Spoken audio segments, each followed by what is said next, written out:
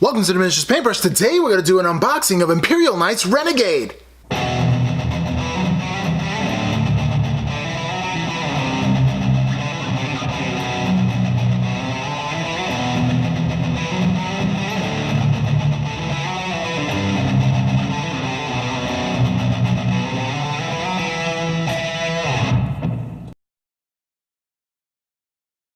Hello and welcome. Alright, so here's a seal that I got. I call him Clubber Lubber. My friend recommended that to me.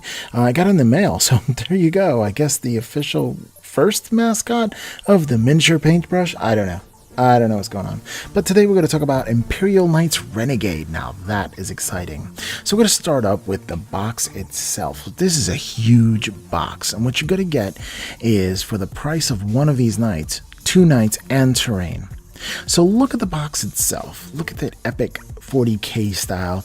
And if you look closely, these aren't just drawings. This is actually a painting. Someone actually painted this with like oil paints or something, it seems. And that's pretty amazing. And in the back, you have the 2 knights here. And the 2 knights are built up. One is Chaos. The other one is Sector Mechanicus, and they're going after it. So a lot of people don't realize that this box set is actually an independent game as well, so you can actually play a game with your knights. Or if you have and want to build these 2 knights, and one, your friend has a Chaos version of one, or I know a friend who has an Orky version of one, like, we can actually play this game. I'd love to do that, and maybe do like a tutorial or a painting, not a painting, more like a game tutorial or gameplay or battle report or whatever. We can do that, because I want to do more on this channel. I want to actually do Shadespire playthroughs and battle reports, and and do all kinds of games as well. AOS, I'm huge into that. I'm trying to get my friends into that as well. So this is just like a step. Maybe we'll play some Renegade too.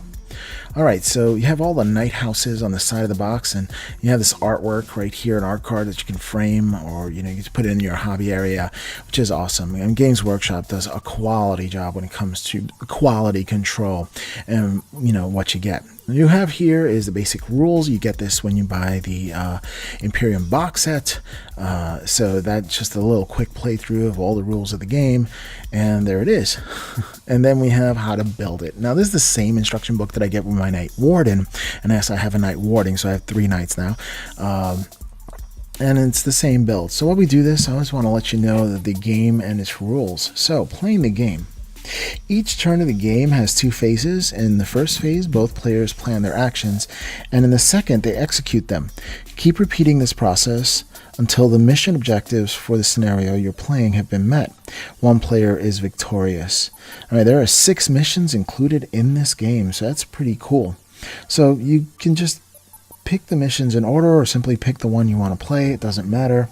So you have a lot of different things that come in here. You have execution phase with move actions, like advancing up to 9 inches, running 2d6, and charging 6 inches. So you can make charge actions as well.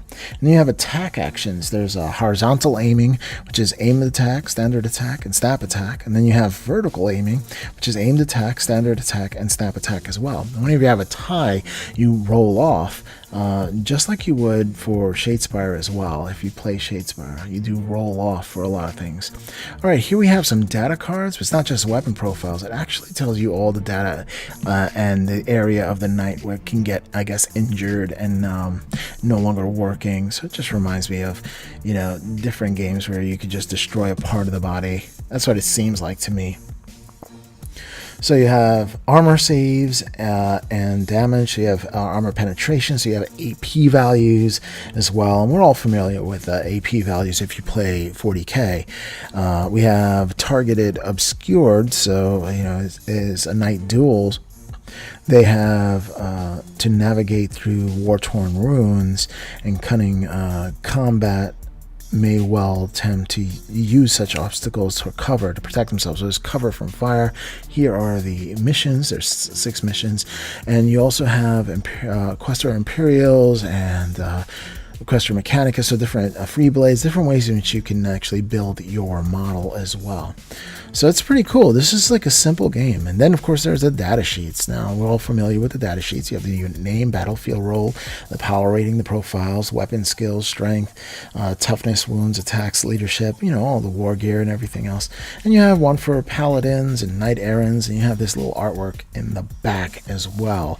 But now we came to the part where all Games Workshop fans love the most, the plastic. That's right. We're in love with this kind of plastic only because A, it's easy to model with, B, it packs a ton, I mean a ton of detail in each sheet.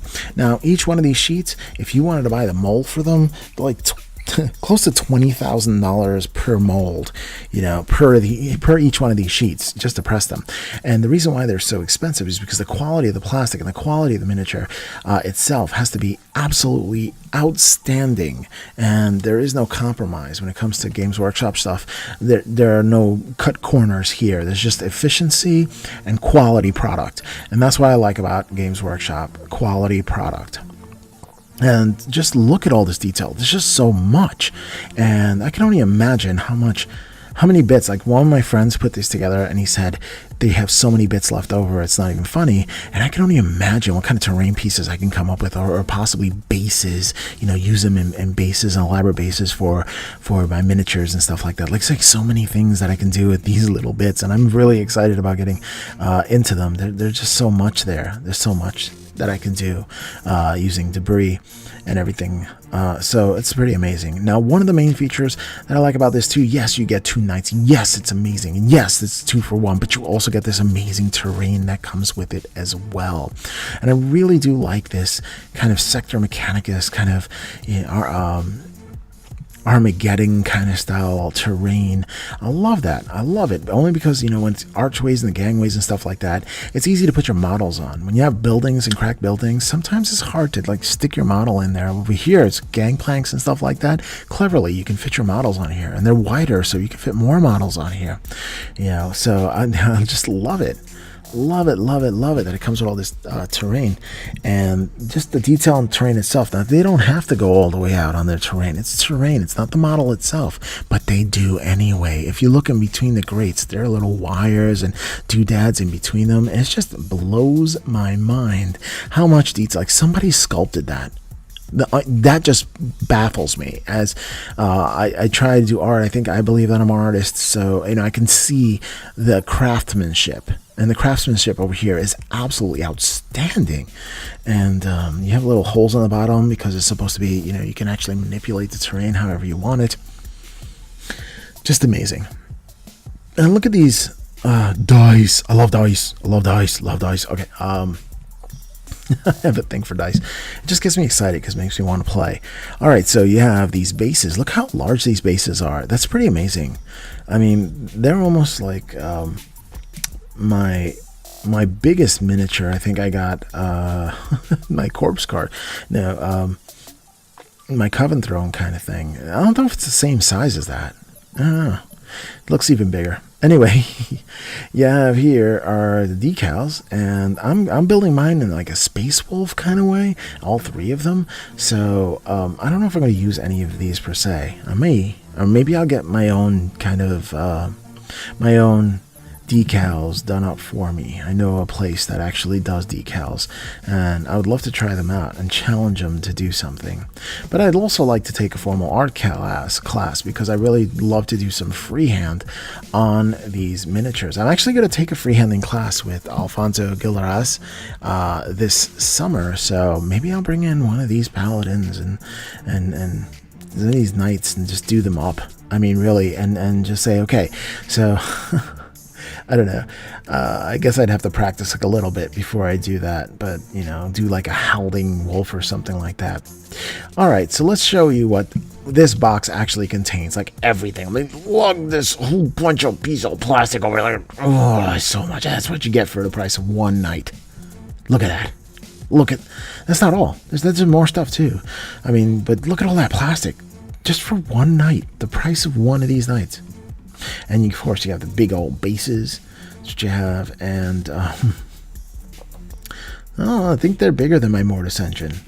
base. That's the biggest model I've ever built. So then you have the booklets, of course, and a quick start guide, and you have the book, and you have all these good things that are in there as well. And of course, you gotta have the art card that comes there. And I think I like these art cards because, you know, I really want to decorate my stuff with it. So there it is. All the details, all the stuff, plus, oh no, where's that art card? All right, let me get that art card in there. Yeah, like I was saying, decals as well, and there's the art card as well. And there's just so much value for this. Well, I hope you like this. I think it's an absolutely amazing set. I give it 2 thumbs up. All right, see you on the outro. That is an unbelievable value, a huge box, all this stuff to paint. I can't wait to get on my gaming table.